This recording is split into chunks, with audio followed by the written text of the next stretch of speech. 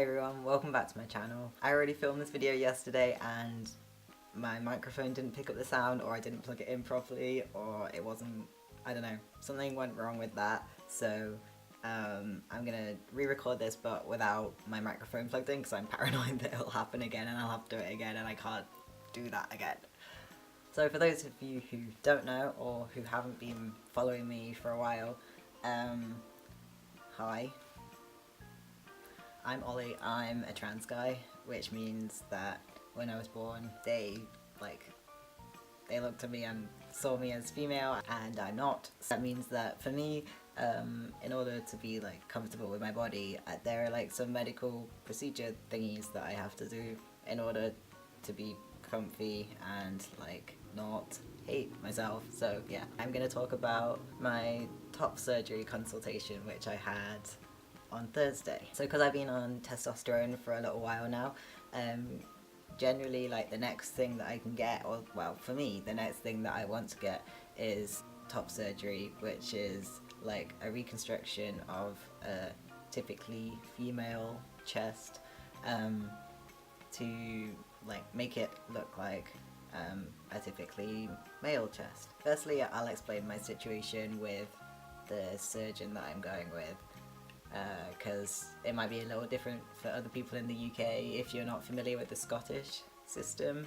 I live in Scotland, and for Scottish trans guys or trans guys living in Scotland, the only surgeons that will do your top surgery on the NHS are down in Manchester. So on Thursday I travelled down to Manchester to speak to a surgeon that would talk me through what I would expect from them.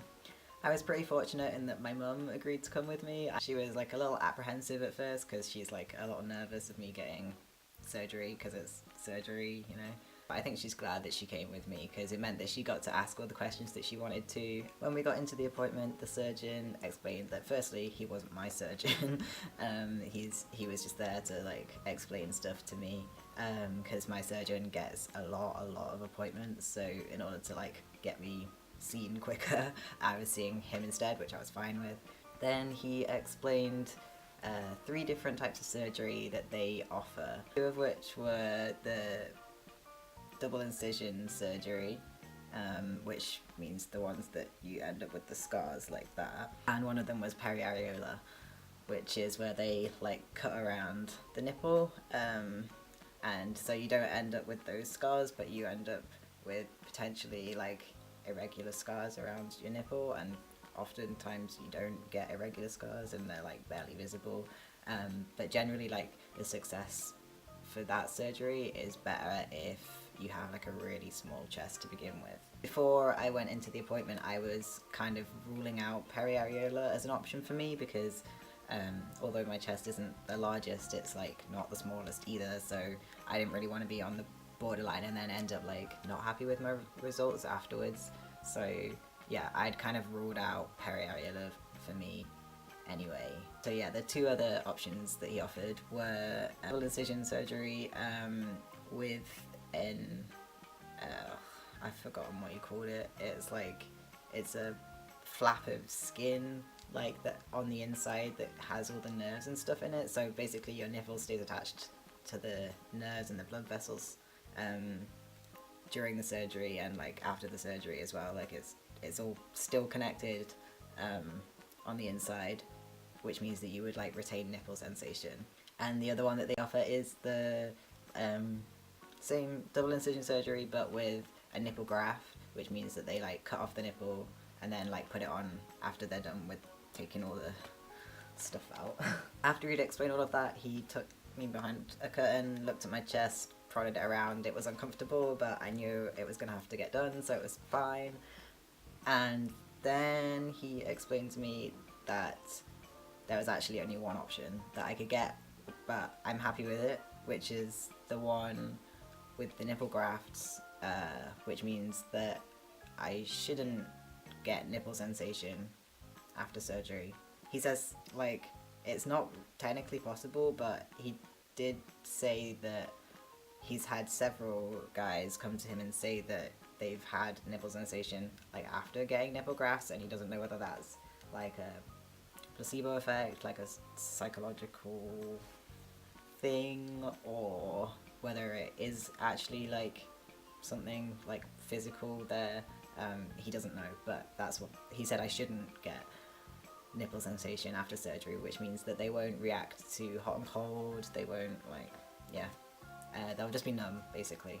And I'm fine with that. The reason that I could only get the one option and I couldn't retain nipple sensation is because I have a lot of body hair. He basically said that because the bit where the follicles are underneath the skin in the chest area, that they would have to be keeping, like, to keep the nipple all attached.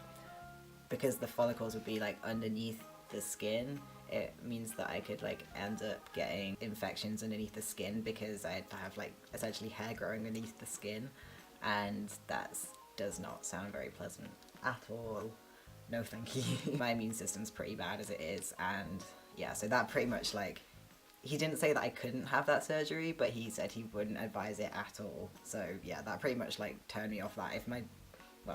If a surgeon is telling me that they do not advise that I get a surgery, I'm not gonna get that one. Oh, I also like forgot to say that at the beginning of the appointment, he just did like a quick kind of background, like just going over some of the stuff that I've already talked about in the GIC and stuff, like about my gender history and gender expression, and yeah.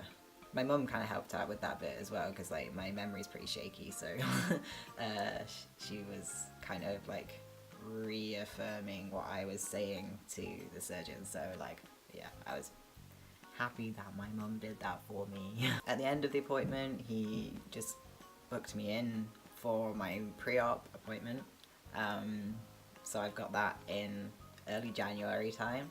And that's when they'll take my bloods and I'll see him again and I'll see my surgeon. I think I'll see her anyway.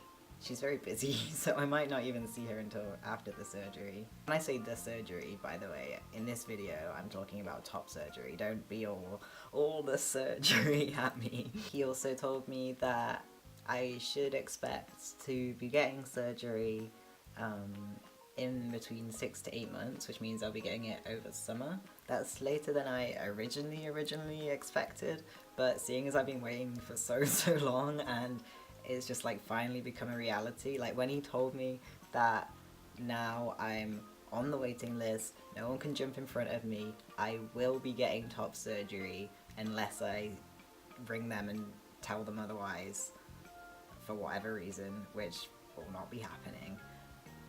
I will be getting top surgery, and that is so exciting, and I can't wait. Oh, after my appointment they had to take photos of my chest as well, which was also kind of uncomfortable, but it's over and done with. Like that is like, it's not really a big event. It's fine. They see like people's chests all the time. There was also like a group of us that went to go get it done at once, and we just kind of went in one after each other. So yeah, I was pretty chill. So yeah, that's pretty much my like whole experience of going to Manchester for my top surgery consultation. If you've got any questions or anything, I would be happy to answer them. I pretty much made this video to kind of remind myself of what's happening and what actually happened in the appointment, because I'll probably forget at some point. And also like, because there doesn't seem to be many videos online about like Scottish guys going for consultations, because it is a weird system with us. Like, I don't really understand why we have to go all the way down to Manchester for ours, and we're not allowed to go to any of the other hospitals that offer top surgery on the NHS in England. We can only go to the Manchester one. I don't really know why that is, but anyway, if you like this video, please give it a like, maybe subscribe to my channel, that would be cool. I hope you guys are well, and I will see you soon. Bye.